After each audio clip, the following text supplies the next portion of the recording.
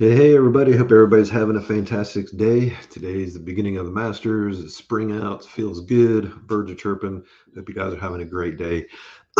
Tonight, we're going to talk a little bit about retirement savings drawdown. It's a very crucial aspect of proper retirement plan. I did a blog about it a little while ago. I'm going to share that with you guys. We touched on this on one of our Are You Ready for Retirement sessions.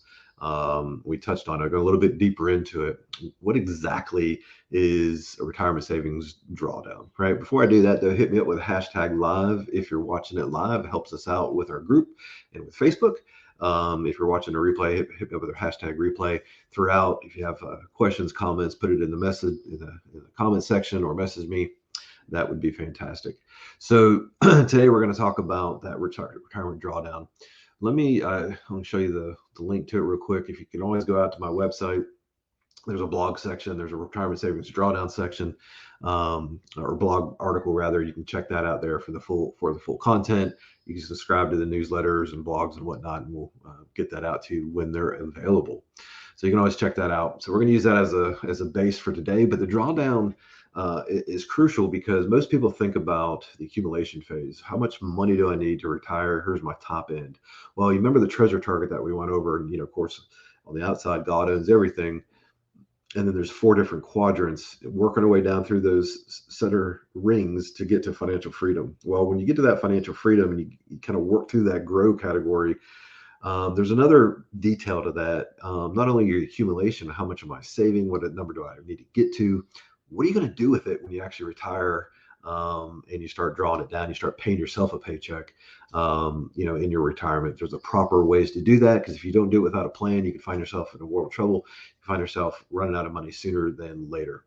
So I'm gonna go through this blog. This is what it looks like. If you can't find it, if you're looking around on the web page, I'm not going to keep it up the whole time. It's a little hard to read, but that's the basis of it. That's what it looks like. You can get some more details out there on the website. Let me remove that back. So let's dive into it.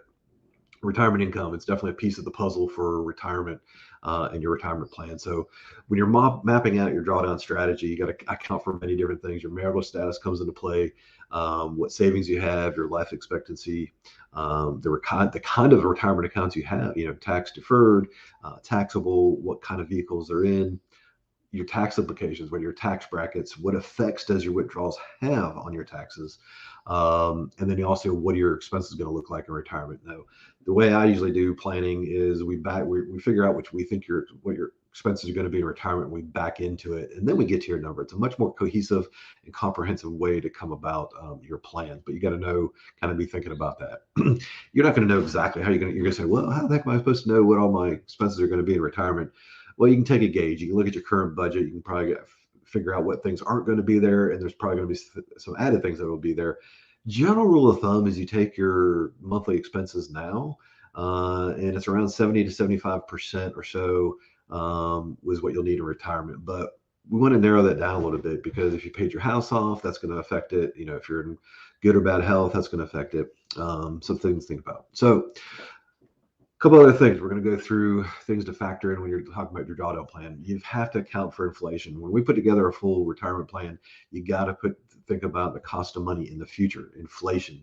When you're factoring it in, of course, inflation has been all over the board, and it's been averages historically, 1% to 2% or so. Lately, it's been ridiculous, but on average, you look historically, you want to account for about 3%. It's high now, but it will factor back down. It will go back down as the economy changes, as things change in the economic landscape of our country and the world, for that matter. So what does that mean? It means your savings rate, when we're not, hopefully you're not just putting money in savings, but your rate of return has to be at least that, so you don't start going backwards and your accounts start going negative. But that means 3% year over year. So you have to account for that increase year over year, kind of like a cost of living adjustment, right? So you have to account for inflation in your plan. Your money's not going to, get you as far now as it does later. So the time value of money has to be factored in. Choose your best pension layout. I'm going to talk about pensions a little bit, although most people aren't fortunate enough to have pensions anymore. One thing I like to say is today's retirement is not like our parents and grandparents' retirements. You know, there's so few pensions out there, but some people do have them. Or maybe you have a lump sum distribution coming in somehow. So that's good for your best payouts for pension options. You know, you can annuitize it. You can take a lump sum payment. Sometimes they have structured payouts. You got to figure out what method is best for you. It's best to consult, advisor to figure that out. So how to best choose the right payout for your pension, that has to be a factor. Making the right decision about Social Security, it's huge.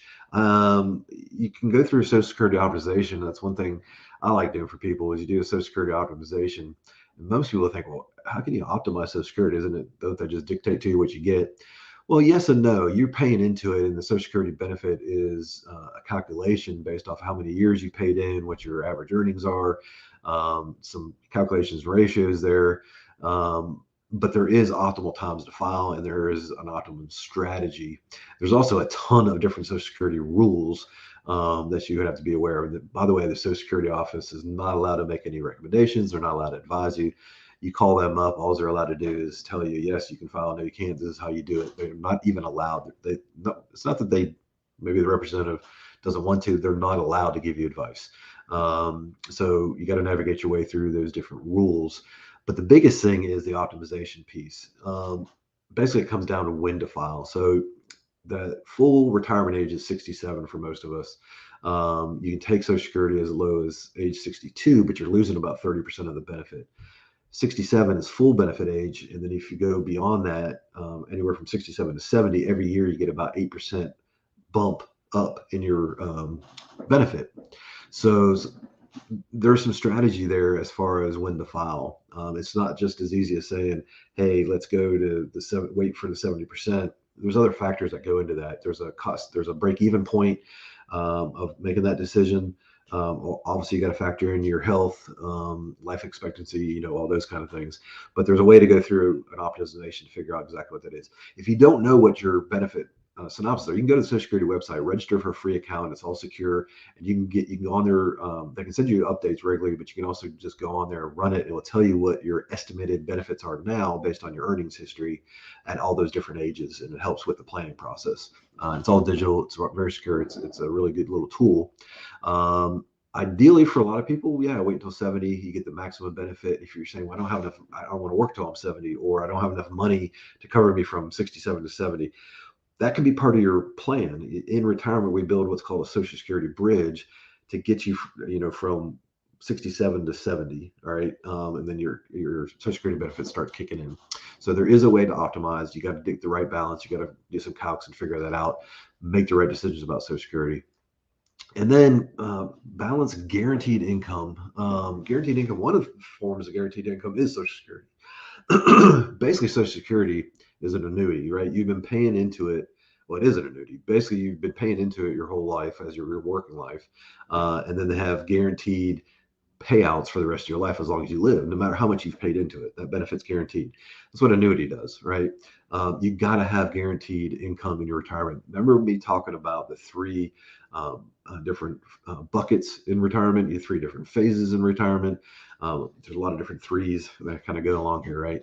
And then there's the three different things you're saving for. You got your core expenses, the wants and the nice to haves, right? Well, that core expenses piece down at the bottom of that pyramid, you want to have covered by guaranteed income.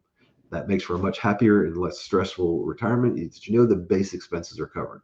So Social Security can help with that. Annuities can help with that, or you can make your own self-funded, guaranteed income. But that's going to take a little bit more effort with some, the right investments and whatnot. But you got to factor in what you're going to need for those expenses. It goes back up to what do I need in retirement for my expenses? That covers housing, utilities, food, healthcare, all that kind of stuff. What's your core expenses? Plan for the right balance of guaranteed income. Now, in your retirement plan, you don't want to put all of it in guaranteed income products. You want to balance it out because you're going to still have some in the market and some other avenues to fight inflation. You're going to have some in the guaranteed income. So no matter what the market does, there's guarantees you'll never lose anything. It's coming up with the right mixture. What's the right balance of that guaranteed income for your retirement and for long-term growth? Another factor is you got to to plan for taxes. There's a lot of different things to factor. You got to look at what investment vehicles you have your investments in, right? Were they in pre-tax? In other words, did money come out of your paycheck before taxes were taken out and then go to like a 401k, right? Or was it post-tax? The money, did you already get taxes taken out and then you invested in, a traditional IRA, or excuse me, Roth IRA, or brokerage accounts, or whatever different investment vehicles, that's post-tax. So then you got to think about your tax brackets. Tax brackets really actually are at an all-time low if you look historically across the United States. And if you look at the national debt and you look at how much we're spending, everybody, all the experts, PhDs, everybody, economists, at some point taxes are going to go up. It's inevitable. So the old adage that your tax bracket in retirement is going to be lower than it is now, it's not necessarily the case. So you got to plan for that. There actually is a way to minimize your tax burden in retirement, based on what vehicles you put your investments in, and then how you draw them down. The order in which you draw down those investments is critical, right? That helps you stretch out your money. That's also going to depend on what tax bracket you're in. Other thing to think about is required minimum distributions, or RMDs. Those are it's changing. The Secure Act has changed what age, but basically around 72, and that could change based on the Secure Act. You have to take money out of your tax deferred accounts like 401ks, IRAs, all those things that are tax deferred. The government wants to start getting their taxes out because it's been deferred all that time. They're potentially redoing the calculations and messing with the ages some more. But if you do not take your RMDs out, you get hit with a penalty, and you don't want to get hit with that penalty because it could be substantial. They're talking about that as well to try to reduce those. But you got to account for RMDs and what impact does that have on your tax bracket. When I take that money out, what does it do on my tax burden for that year? Social Security tax. Yes, you can actually be taxed on your Social Security benefits. There's some numbers there.